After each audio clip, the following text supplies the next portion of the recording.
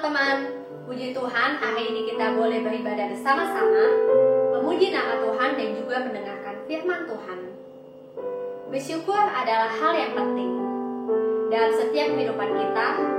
Apapun yang kita alami, yang sedang kita lakukan, percayalah, itu semua adalah rancangan yang baik yang telah Tuhan siapkan untuk kita. Mari kita awali ibadah ini dengan penuh sukacita, dan kita angkat pujian, Ku bersyukur Bapa.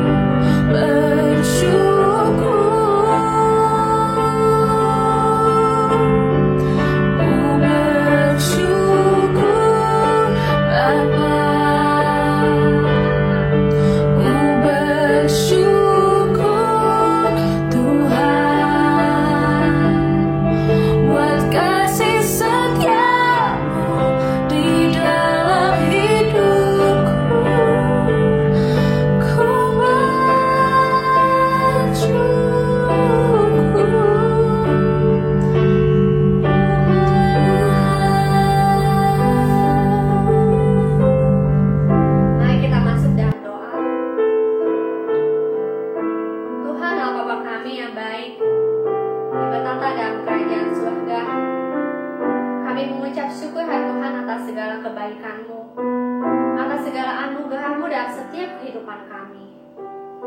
Terima kasih ya Tuhan Yesus, karena Engkau selalu merancangkan hal yang baik kepada kami. Setiap detik, setiap harinya ya Tuhan, Engkau selalu bersama kami. Engkau selalu berada di samping kami. Terima kasih ya Tuhan Yesus atas anugerah kesehatan yang telah Engkau berikan kepada kami dan juga keluarga kami. Ampuni kami ya Tuhan. Ampuni kami, anak-Mu yang berdosa ini, yang masih sering melupakan Engkau. Ajar kami ya Tuhan, supaya kami boleh semakin hari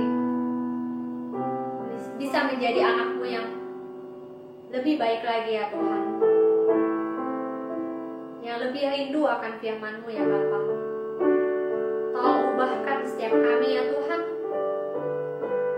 Dan pada hari ini kami kembali datang ya Bapa, untuk memuji dan juga untuk mendengarkan firman-Mu.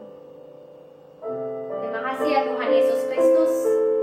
Hanya di dalam nama-Mu saja kami sudah berdoa dan mengucap syukur. Amin. Teman-teman, siapa sih sumber kekuatan kita? Jawabannya, Allah lah sumber kekuatan kita. Mari kita angkat pujian Allah sumber kuatku.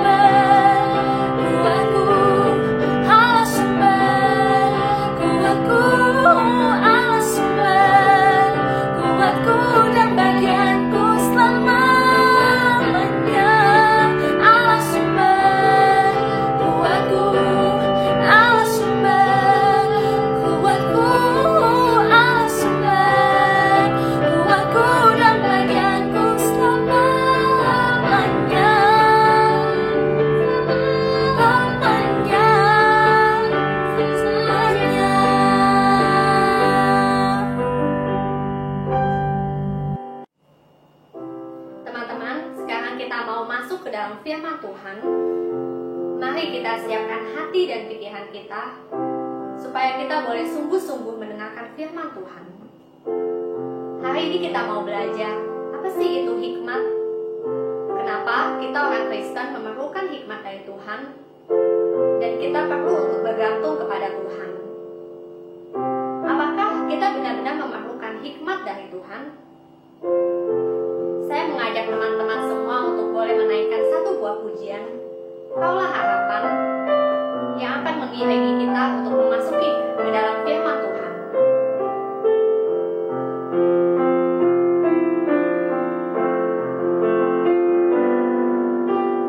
Bukan dengan kekuatanku,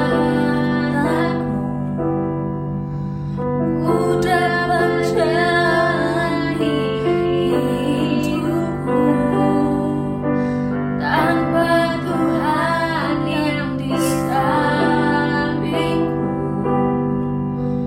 Ku tak mampu sendiri.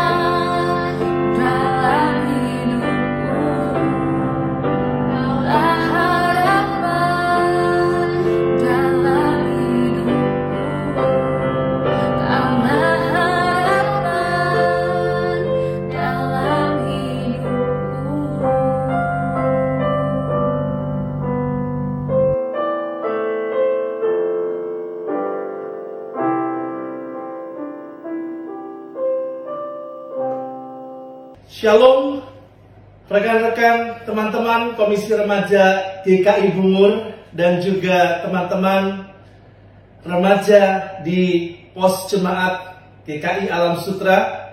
Pada hari ini kita akan bersama-sama merenungkan satu kebenaran firman Tuhan yang berbicara tentang hikmat daripada Salomo. Mari sebelumnya kita akan masuk di dalam doa. Bapa dalam surga, kami bersyukur pada saat ini kami boleh bersama beribadah dengan Tuhan. Tuhan, kami mau untuk boleh merenungkan firman Tuhan. Kami mau untuk boleh menjadikan firman Tuhan itu bagian dalam hidup kami, yang menguasai akan seluruh pikiran, menguasai akan apa yang kami katakan, menguasai akan hidup kami. Tuhan, kiranya Engkau sendiri yang boleh menolong ketika hamba-Mu menyampaikan firman Tuhan. Hanya di dalam nama Tuhan kami Yesus Kristus kami berdoa. Amin. Teman-teman Komisi Remaja yang dikasihi oleh Tuhan, pada saat ini kita akan membaca satu bagian firman Tuhan yang saya ambil di dalam Kitab 1 Raja-Raja pasal yang ketiga, ayat yang pertama sampai ayat yang ke-15. 1 Raja-Raja pasal yang ketiga, ayat yang pertama sampai yang ke-15. Demikianlah bunyi firman Tuhan. Doa Salomo memohon hikmat. Lalu Salomo menjadi menantu Fir'aun, Raja Mesir. Ia mengambil anak Fir'aun dan membawanya ke kota Daud, sampai ia selesai mendirikan istananya dan rumah Tuhan dan tembok sekeliling Yerusalem. Hanya bangsa itu masih mempersembahkan korban di bukit-bukit pengorbanan, sebab belum ada didirikan rumah untuk nama Tuhan sampai pada waktu itu. Dan Salomo menunjukkan kasihnya kepada Tuhan dengan hidup menurut ketetapan-ketetapan Daud ayahnya. Hanya ia masih mempersembahkan korban sembelihan dan ukupan di bukit-bukit pengorbanan. Pada suatu hari, Raja pergi ke Gibeon untuk mempersembahkan korban, sebab disitulah bukit pengorbanan yang paling besar. 1000 korban bakaran dipersembahkan Salomo di atas mezbah itu. Di Gibeon itu Tuhan menampakkan diri kepada Salomo dalam mimpi pada waktu malam. Berfirmanlah Allah, mintalah apa yang hendak kuberikan kepadamu. Lalu Salomo berkata, Engkaulah yang telah menunjukkan kasih setiamu yang besar kepada hamba-Mu Daud, ayahku. Sebab ia hidup di hadapan-Mu dengan setia, benar dan jujur terhadap Engkau.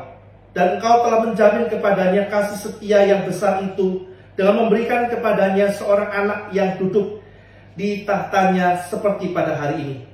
Maka sekarang, ya Tuhan Allahku, Engkaulah yang mengangkat hamba-Mu ini menjadi raja menggantikan Daud ayahku. Sekalipun aku masih sangat muda dan belum berpengalaman. Demikianlah hamba-Mu ini berada di tengah-tengah umat-Mu yang Kau pilih. Suatu umat yang besar, yang tidak terhitung dan tidak terkira banyaknya. Maka berikanlah kepada hamba-Mu ini hati yang faham menimbang perkara, untuk menghakimi umat-Mu dengan dapat membedakan antara yang baik dan yang jahat. Sebab siapakah yang sanggup menghakimi umat-Mu yang besar ini? Lalu adalah baik di mata Tuhan bahwa Salomo meminta hal yang demikian. Jadi berfirmanlah Allah kepadanya, oleh karena engkau telah meminta hal yang demikian, dan tidak meminta umur panjang atau kekayaan atau nyawa musuhmu, melainkan pengertian untuk memutuskan hukum, maka sesungguhnya aku melakukan sesuai dengan permintaanmu itu. Sesungguhnya aku memberikan kepadamu hati yang penuh hikmat dan pengertian, sehingga sebelum engkau tidak ada seorang pun seperti engkau, dan sesudah engkau takkan bangkit seorang pun seperti engkau. Dan juga apa yang tidak kau minta aku berikan kepadamu, baik kekayaan maupun kemuliaan, sehingga sepanjang umurmu takkan ada seorang pun seperti engkau di antara raja-raja. Dan jika engkau hidup menurut jalan yang kutunjukkan dan tetap mengikuti segala ketetapan dan perintahku, sama seperti ayahmu Daud, maka aku akan memperpanjang umurmu. Lalu terjagalah Salomo, ternyata ia bermimpi. Sekembalinya ke Yerusalem, berdirilah ia di hadapan tabut perjanjian Tuhan. Dipersembahkannya korban-korban bakaran dan korban-korban keselamatan. Kemudian ia mengadakan perjamuan bagi semua pegawainya. Sedemikian jauh pembacaan firman Tuhan. Yang berbahagia adalah mereka yang membaca, mereka yang menyimpan dan yang melakukan firman Tuhan itu di dalam kehidupan hari lepas hari. Nah, rekan-rekan remaja yang dikasih dalam Tuhan, seringkali di dalam kehidupan ini ada begitu banyak orang yang mengatakan kepada kita, wah, kamu ini kok kurang pinter ya? Wah, kamu ini kok kurang bisa ya? Mungkin itu adalah guru kita, mungkin itu adalah orang tua kita, mungkin itu adalah diri kita sendiri. Nah, teman-teman yang dikasih dalam Tuhan, setiap waktu, setiap hari, kita ini memerlukan apa yang disebut dengan hikmat daripada Tuhan. Hikmat itu sesuatu yang penting sekali di dalam kehidupan ini. Nah, ketika kita membaca di dalam kitab 1 Raja-Raja pasal yang ketiga, yang baru saja kita baca ini. Nah, kita menemukan di dalam bagian ini. Ini adalah satu bagian di mana Salomo adalah seorang raja Israel. Dan pada waktunya saat itu, saudara-saudara, kita melihat bagaimana Raja Salomo, dia menikah. Pernikahan Salomo dengan anak Firaun itu merupakan satu bagian, kalau kita lihat di dalam bagian ini, adalah satu bagian di mana Salomo ingin menjalin akan hubungan dengan kerajaan-kerajaan yang lain untuk boleh memperkuat, memperkokoh akan kedudukannya. Teman-teman yang dikasih dalam Tuhan, kalau kita melihat di dalam bagian ini, memang ini adalah satu pernikahan Salomo, tetapi justru di dalam bagian inilah Salomo pada akhir hidupnya dia menyembah kepada berhala-berhala karena dia mengikat akan pernikahan dengan wanita-wanita yang tidak mengenal kepada Tuhan, tetapi mereka menyembah kepada dewa-dewa, kepada Baal. Nah, di dalam bagian ini kita melihat juga bagaimana saat itu juga Salomo dia dengan cintanya yang besar, dia mempersembahkan korban-korban kepada Tuhan. Di dalam ayat yang keempat, di situ dikatakan bagaimana Salomo dia mempersembahkan 1000 korban bakaran. Jumlah yang sangat besar, jumlah yang sangat luar biasa. Dia menunjukkan begitu cintanya kepada Tuhan. Tetapi sekalipun seperti demikian, Salomo dia tetap melakukan apa yang tidak diajarkan oleh Tuhan. Dia kemudian juga hidup bersama-sama dengan istri-istrinya yang begitu banyak, tidak menyembah kepada Allah. Nah, kisah selanjutnya dalam bagian ini kita melihat bagaimana Salomo di dalam sebuah mimpi, kemudian Allah menunjukkan dirinya dan berkata kepada Salomo, apa yang diminta, apa yang diperkenan oleh Salomo, apa yang diinginkan oleh Salomo. Nah, teman-teman yang dikasih dalam Tuhan, di dalam bagian ini kita melihat bagaimana Tuhan meminta sesuatu yang diinginkan oleh Salomo. Dan kita melihat ada sesuatu yang menarik. Ada hikmat daripada jawaban Salomo ketika Tuhan meminta apa yang dia kehendaki. Nah, kenapa saya mengatakan perkataan Salomo ini adalah sesuatu yang berhikmat? Kenapa saya katakan ini sesuatu yang memiliki hikmat daripada Tuhan? Karena yang pertama, teman-teman, jawaban Salomo ini menunjukkan dia adalah orang yang berhikmat. Karena dia adalah orang yang kurang berhikmat. Dia merasa dirinya kurang berhikmat. Dia merasa dirinya adalah orang yang bodoh. Sehingga dia meminta hikmat, kepintaran, bijaksana daripada Tuhan. Orang yang bijaksana, orang yang berhikmat adalah orang yang senantiasa merasa dirinya adalah orang yang kurang berhikmat. Tetapi orang yang bodoh adalah orang yang selalu merasa dirinya adalah orang yang pintar, orang yang penuh bijaksana, orang yang tidak kekurangan akan hikmat. Nah, Salomo dia adalah orang yang meminta hikmat karena dia menyadari dia adalah orang yang kurang. Tetapi justru itulah orang yang berhikmat. Orang yang berhikmat selalu merasa dirinya kurang. Kurang di dalam hikmat, kurang di dalam pengetahuan. Saudara-saudara sekalian yang dikasih dalam Tuhan, yang kedua, mengapa jawaban daripada Salomo adalah jawaban yang mengatakan bahwa dia adalah orang yang berhikmat? Karena yang kedua, orang-orang yang berhikmat adalah orang yang menghargai betapa berharganya akan hikmat itu. Hanya orang yang memiliki hikmat dari Tuhan yang menyadari bahwa ketika dia punya hikmat itu jauh lebih daripada kekayaan, jauh lebih daripada prestasi, jauh lebih daripada apapun juga. Orang yang berhikmat adalah orang yang menyadari betapa pentingnya, betapa berharganya hikmat daripada Tuhan itu sendiri. Nah, teman-teman yang dikasihi dalam Tuhan, saya berdoa agar setiap kalian menjadi orang-orang yang senantiasa berhikmat. Orang yang berhikmat adalah orang yang merasa dirinya senantiasa kurang berhikmat, kurang untuk boleh memiliki hikmat yang benar. Orang yang berhikmat adalah orang yang senantiasa di dalam hidupnya melihat hikmat itu sesuatu yang begitu berharga, yang harus dia raih. Itulah orang yang berhikmat. Tapi orang yang bodoh adalah orang yang tidak menghargai hikmat, tidak melihat indahnya dan pentingnya serta berharganya akan hikmat itu sendiri. Nah, teman-teman yang dikasihi dalam Tuhan Yesus Kristus, Tuhan kemudian memberikan apa yang diminta oleh Salomo, bahkan lebih daripada apa yang dia minta, yaitu Tuhan mengaruniakan kepada dia kekayaan dan kemuliaan. Saudara-saudara, artinya ketika orang memiliki hikmat daripada Tuhan, dia bisa mengelola hidupnya, dia bisa mengelola akan hartanya, dan hartanya itu akan jauh lebih besar dari orang-orang yang tidak memiliki hikmat. Penting sekali dalam hidup ini kita memiliki akan hikmat daripada Tuhan.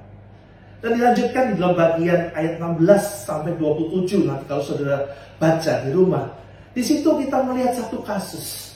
Ada dua orang perempuan sundal yang kemudian satu kali dia adalah orang yang kemudian tertidur, dan lalu perempuan yang satunya yang kemudian bayinya itu, anaknya itu kemudian terjepit dan kemudian meninggal, mati. Lalu perempuan ini menukar bayinya itu dengan bayi perempuan lain. Dan ketika perempuan lain itu dia bangun, dia melihat bayinya yang bukan miliknya yang sudah ditukar.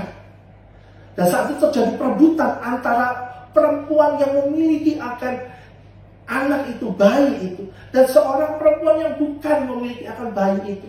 Bayinya sudah mati, tapi ditukar. Dan pada saat itu, teman-teman yang dikasihi dalam Tuhan, Salomo dia memutuskan bagaimana nasib daripada bayi ini. Akankah diberikan kepada perempuan yang menukar akan anaknya yang sudah mati? Atau akankah bayi itu diserahkan kepada ibu kandung daripada anak itu sendiri? Dan Salomo minta hikmat daripada Tuhan. Salomo mengambil sebuah pedang dan ingin membelah akan kedua anak itu. Satu bagian diserahkan kepada ibu anaknya ini, dan kemudian satu bagian diberikan kepada wanita yang lain. Teman-teman yang dikasihi oleh Tuhan, saat itulah maka ibu daripada yang memiliki bayi itu, anak itu, dia mengatakan, jangan kau apa-apakan. Aku sudah cukup susah, biarkan anakku itu hidup. Dan saat itulah justru Salomo melihat kebenaran. Dia melihat ternyata yang memiliki akan bayi atau anak itu adalah ibu yang mau mengatakan, jangan kau potong anak itu. Teman-teman yang dikasihi dalam Tuhan Yesus Kristus, kita perlu merenungkan bahwa kita perlu akan hikmat itu. Hikmat itu seperti apa? Hikmat itu bagaimana? Hikmat itu bermula dari hati yang takut akan Tuhan. Kita bisa memiliki akan hikmat. Salomo bisa memiliki hikmat karena dia hidup takut akan Tuhan. Dia kental harus memimpin akan bangsa Israel yang begitu besar, sedangkan dia belum punya kesempatan untuk boleh mempunyai pengalaman sebagai seorang raja. Tetapi hal yang membuat dia gentar adalah kalau dia jauh dari Tuhan, kalau dia tidak mendapatkan perkenanan daripada Tuhan, sehingga dia hidup mau untuk senantiasa takut akan Tuhan. Kita senantiasa harus belajar untuk hidup takut akan Tuhan. Di dalam kita mengerjakan segala sesuatu, di dalam kita melakukan segala perkara. Ketika kita sebagai seorang yang studi, yang kita sedang mengerjakan tugas-tugas kita, hendaklah kita melakukannya dengan takut akan Tuhan. Ketika seseorang memulai segala sesuatu takut akan Tuhan, maka disitulah dia memiliki hikmat daripada Tuhan. Kesungguhan hati untuk sungguh-sungguh berdekat kepada Tuhan, menggumulkan hidup ini untuk lebih takut akan Tuhan. Itulah yang membuat seseorang memiliki akan hikmat. Yang kedua, teman-teman yang dikasih dalam Tuhan, hikmat itu berarti bukan hanya hikmat itu berarti kita hidup takut akan Tuhan, tetapi hikmat itu berarti bahwa kita menyadari betapa berharganya, betapa pentingnya hikmat itu hadir di dalam hidup kita. Setiap orang yang merasa tidak memerlukan hikmat, itu adalah orang-orang yang bodoh. Karena dia tidak tahu betapa berharganya hikmat. Dia tidak memiliki akan satu kepastian di dalam memilih akan sesuatu yang benar. Tetapi hanya orang-orang yang memiliki hikmat, dia menyadari betapa pentingnya memiliki hikmat itu. Salomo menyadari bahwa yang lebih penting bukanlah dia mengalahkan musuhnya, bukanlah dia memiliki harta kekayaan, bukanlah dia memiliki akan posisi, tetapi segala sesuatu itu akan mengikuti dia kalau dia memiliki hikmat di dalam Tuhan. Hikmat itu apa artinya, teman-teman? Hikmat itu juga bukan berarti kita memiliki satu kerinduan melihat bahwa hikmat itu sesuatu yang bernilai. Tetapi hikmat itu juga artinya harus dinikmati oleh orang lain. Seseorang yang berhikmat adalah seorang yang hidupnya senantiasa mau untuk menjadi berkat bagi orang lain. Orang yang berhikmat adalah orang yang tidak hanya memikirkan dirinya saja, kepentingannya, egonya saja, tetapi juga memikirkan orang lain. Salomo, dia tidak memikirkan dirinya. Dia tidak memikirkan kekayaannya. Dia tidak memikirkan akan nama besarnya, nama baiknya. Tetapi yang dia minta adalah bagaimana orang lain dapat mengalami kesejahteraan, boleh mengalami hidup yang baik. Hikmat itu artinya kita berbagi, kita melihat orang lain penting. Hikmat itu juga artinya adalah hikmat di dalam Tuhan Yesus Kristus.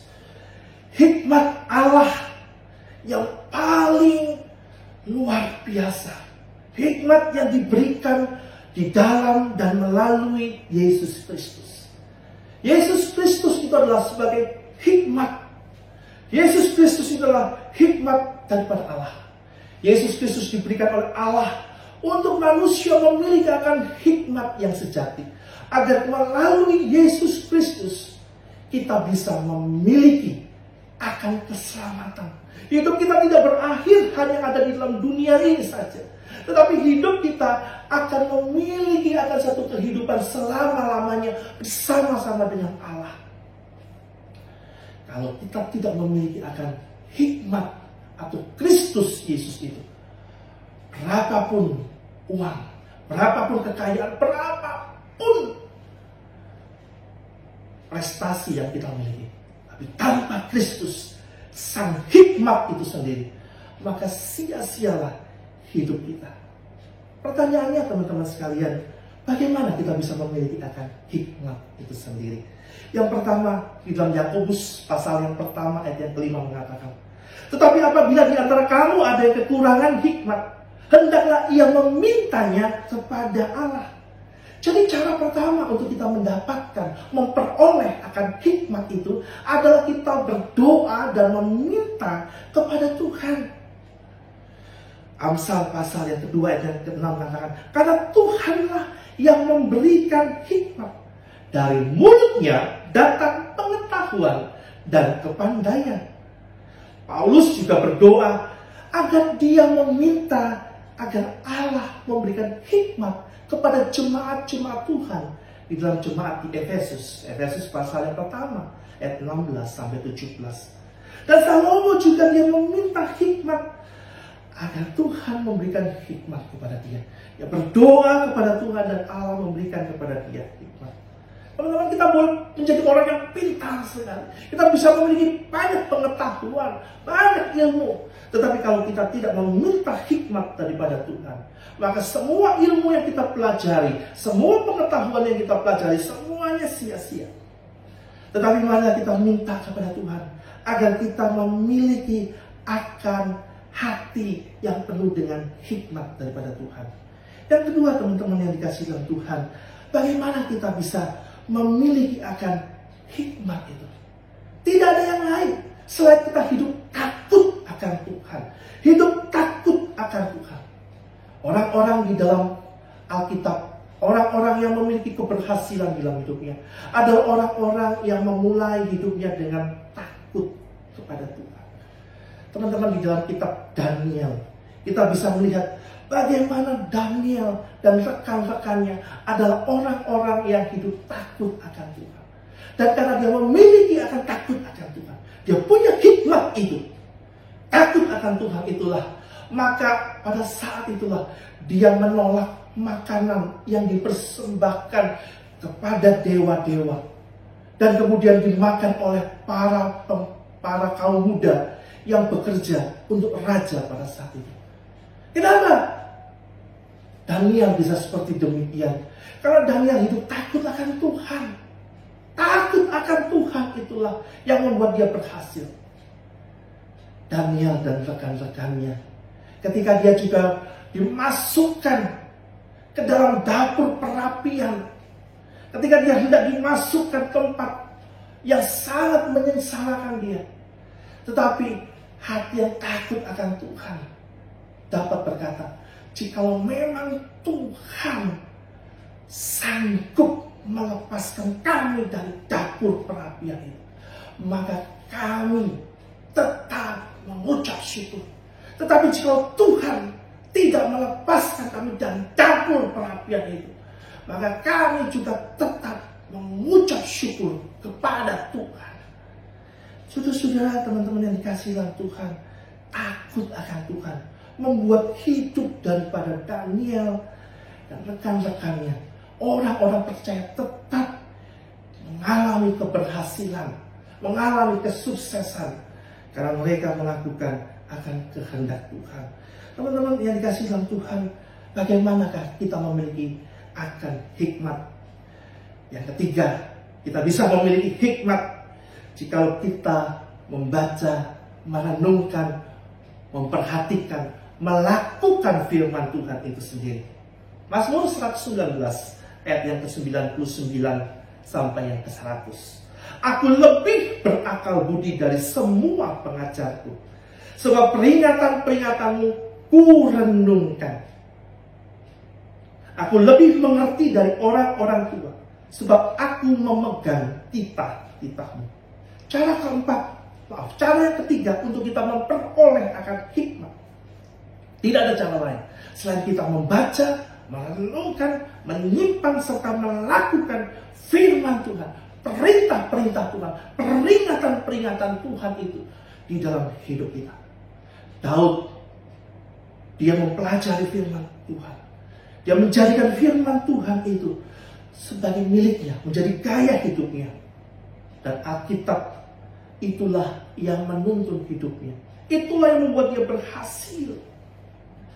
Ketika Yosua, dia harus memimpin bangsa Israel menuju ke tanah perjanjian. Pada saat itu Yosua di dalam satu kefrustasian karena Musa, hamba Tuhan yang lebih senior, sudah mati. Tetapi teman-teman yang dikasihi Tuhan, Yosua tetap maju menghadapi akan tanah yang begitu banyak sekali raksasa-raksasa, melewati akan sungai Yordan yang penuh dengan bahaya. Mengapa?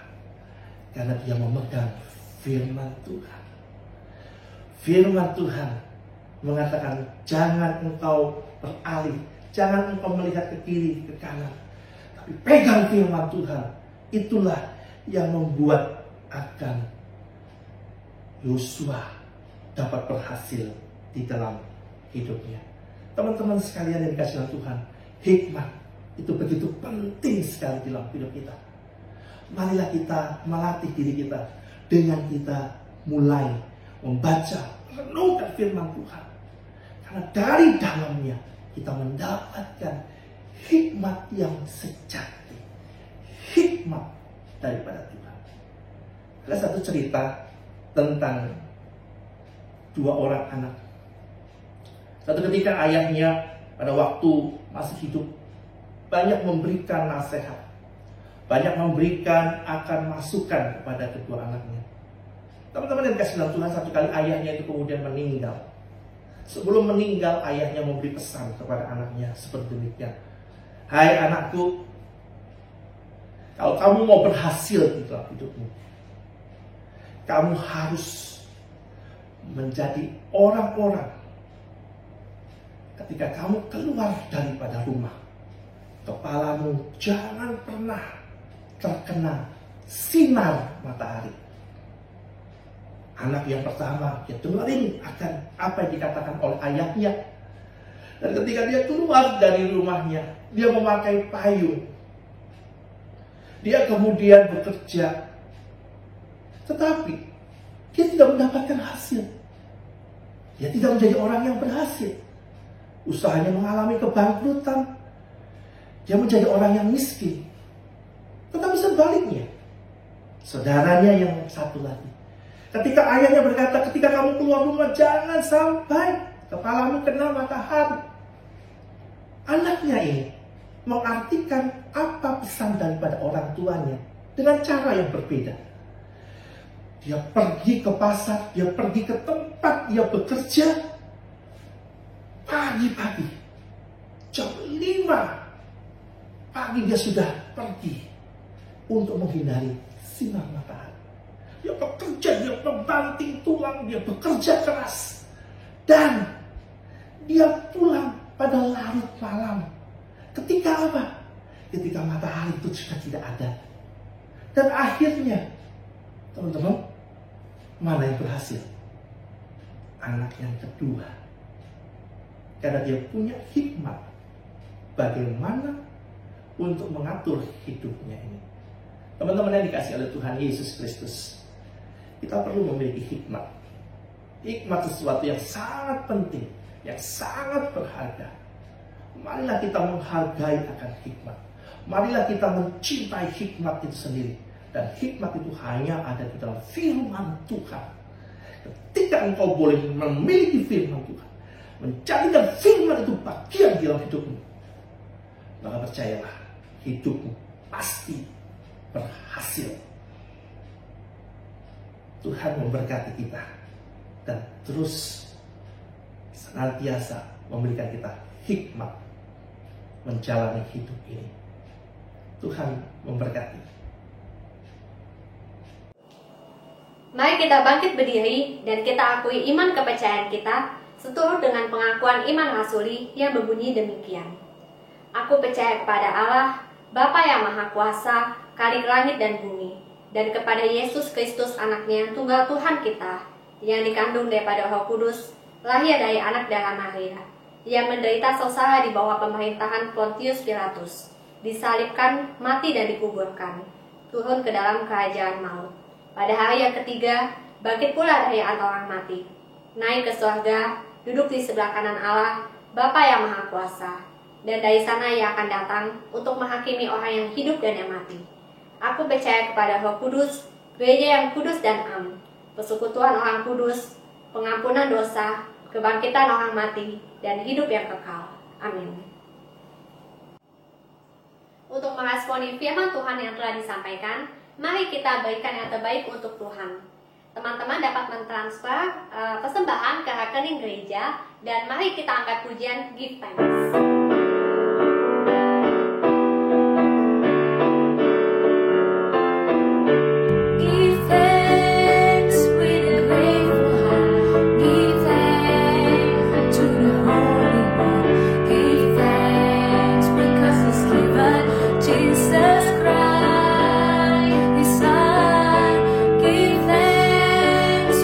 Grateful heart.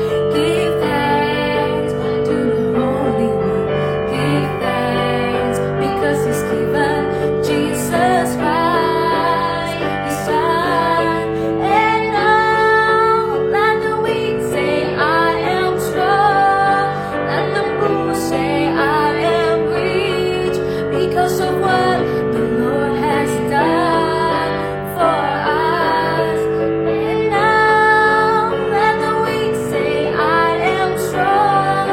Let the poor say I am rich because of what the Lord has done for us. Give thanks. Mari kita masuk ke dalam doa. Tuhan Allah Bapa kami yang bertata dalam kerajaan surga, terima kasih ya Tuhan untuk firman yang telah disampaikan. Terima kasih ya Tuhan karena Engkau masih baik kepada kami dan terus beranugerah terhadap setiap kehidupan kami. Ya Bapa di surga, ini adalah persembahan kami. Kiranya dapat dipakai ya Tuhan untuk memperluas kerajaan-Mu saja. Terima kasih ya Bapa surgawi, hanya di dalam nama Tuhan Yesus Kristus kami sudah berdoa dan mengucap syukur. Amin. Sekarang kita mau mengakhiri ibadah kita. Marilah kita terus hidup percaya kepada Tuhan, bergantung kepadanya, dan selalu memohon hikmat dari Tuhan. Mari kita angkat pujian, percayalah kepada Tuhan.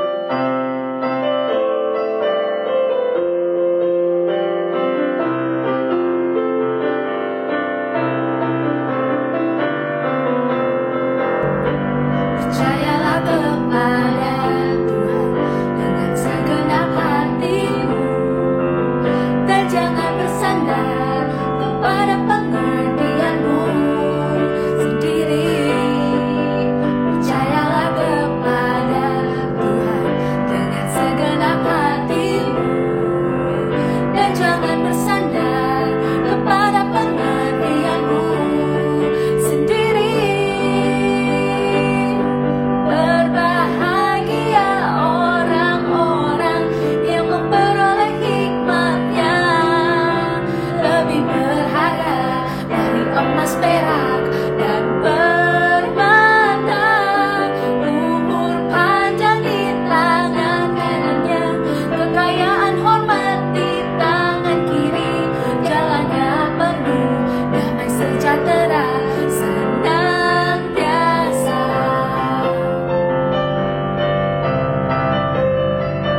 Percayalah kepada Percayalah kepada Tuhan dengan segenap hatimu, dan jangan bersandar kepada pengertianmu sendiri. Percayalah kepada Tuhan dengan segenap hatimu, dan jangan bersandar kepada pengertianmu sendiri. Berbahagia orang-orang yang memperoleh hikmatnya, lebih berharga dari emas, perak, dan permata. Umur panjang di tangan kananmu, kekayaan hormat di tangan kiri. Jalannya penuh damai sejahtera senantiasa.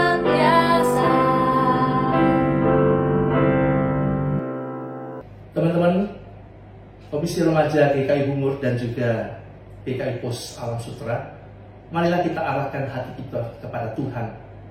Kita akan kembali ke dalam aktivitas kita sehari-hari dan kita menerima berkat daripada Tuhan. Kiranya kasih karunia daripada Tuhan Yesus Kristus, cinta kasih Allah Bapa, persekutuan, pertolongan, kekuatan daripada Allah Roh Kudus akan memampukan kami untuk terus berjalan di dalam hikmat daripada Tuhan. Mulai dari hari ini sampai Tuhan Yesus datang, bahkan sampai selama-lamanya. Amin.